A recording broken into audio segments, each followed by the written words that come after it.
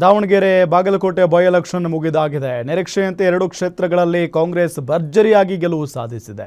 ಅಹಿಂದ ವರ್ಗ ಕೈ ಹಿಡಿದಿದ್ದಕ್ಕೆ ಕಾಂಗ್ರೆಸ್ ಗೆಲುವಿನ ನಗೆ ಬೀರಿದೆ. ಹೀಗಾಗಿ 2028ಕ್ಕೂ ಅಹಿಂದ ಮಂತ್ರವನ್ನೇ ಜಪಿಸಲು ಕಾಂಗ್ರೆಸ್ ಮುಂದಾಗಿದೆ. ಈ ಕುರಿತ ಒಂದು ರಿಪೋರ್ಟ್ ಇಲ್ಲಿದೆ. ಬೈ ಎಲೆಕ್ಷನ್ನಲ್ಲಿ ಕೈ ಹಿಡಿದ ಅಹಿಂದ ಮತದಾರರು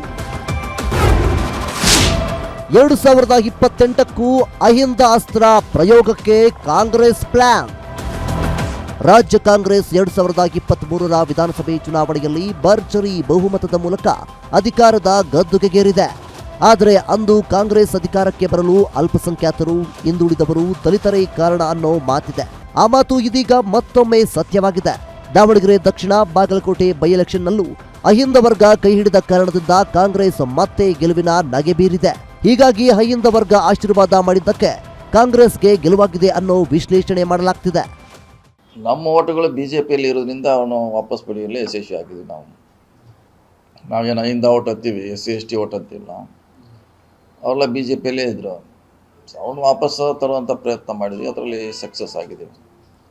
ಸೊ ಅಂತರ ಆಗಲಿಕ್ಕೆ ಇದು ಕೂಡ ಭಾಳ ಮುಖ್ಯ ಕಾರಣ.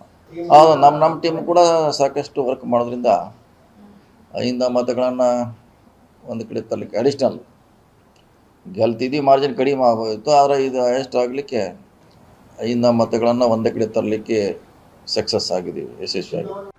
ಸಿಎಂ ಸಿದ್ದರಾಮಯ್ಯ ಅಹಿಂದ ವರ್ಗದ ಆಶೀರ್ವಾದದಿಂದಲೇ ಅಧಿಕಾರಕ್ಕೆ ಬಂದರು ಅನ್ನೋ ಮಾತಿದೆ.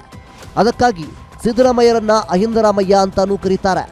ಹೀಗಾಗಿ ರಾಜ್ಯದಲ್ಲಿ ಅಲ್ಪಸಂಖ್ಯಾತರು, ಹಿಂದುಳಿದವರು, ದಲಿತರನ್ನ ಒಗ್ಗೂಡಿಸಿದ್ರೆ ಕಾಂಗ್ರೆಸ್ ಪಕ್ಷಕ್ಕೆ ಪೈಪೋಟಿಯೇ ಇರಲ್ಲ ಅನ್ನೋದು ಸಿಎಂ ಸಿದ್ದರಾಮಯ್ಯರ ಆಪ್ತರ ಮಾತಾಗಿದೆ. ಆ ನಿಟ್ಟಿನಲ್ಲಿ ಅಹಿಂದ ವರ್ಗವನ್ನ ಕ್ರೋಢೀಕರಿಸಿ ಅಹಿಂದ ಸಮುದಾಯಕ್ಕೆ ಸೂಕ್ತ ಸ್ಥಾನಮಾನಗಳನ್ನ ನೀಡಬೇಕು ಅಂತ ಸಚಿವ ಸತೀಶ್ ಜಾರಕಿಹೊಳಿ ಆಗ್ರಹ ಮಾಡ್ತಿದ್ದಾರೆ. ಕಾಂಗ್ರೆಸ್ ಗೆಲ್ಲಬೇಕಾದ್ರೆ ಅದಕ್ಕೆ ಮುಖ್ಯ ಬೆನ್ನೆಲುಬು ಸೂತ್ರ, ಅದನ್ನು ನಾವು ಕಾಪಾಡ್ಕೊಂಡು ಹೋಗ್ಬೇಕಷ್ಟೇ.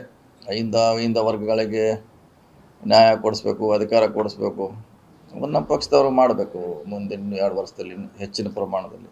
ಅದೇ ನಮಗೆ ಚಾಲೆಂಜ್. ಈಗ 2 ವರ್ಷದಲ್ಲಿ ಅವಕಾಶ ಇದೆ, ಒಳ್ಳೆ ಕೆಲಸ ಮಾಡಿ ಅವ್ನು ಒಗ್ಗೂಡಿಸಿದ್ರೆ ಮತ್ತೆ ನಾವು ಅಧಿಕಾರದಲ್ಲಿ ಬರ್ತೀವಿ. ಒಟ್ಟಾರೆ ಅಹಿಂದ ವರ್ಗ ಕಾಂಗ್ರೆಸ್ ಕೈ ಹಿಡಿದಿದೆ ಅನ್ನೋದು ಮತ್ತೊಮ್ಮೆ ಸಾಬೀತಾಗಿದೆ.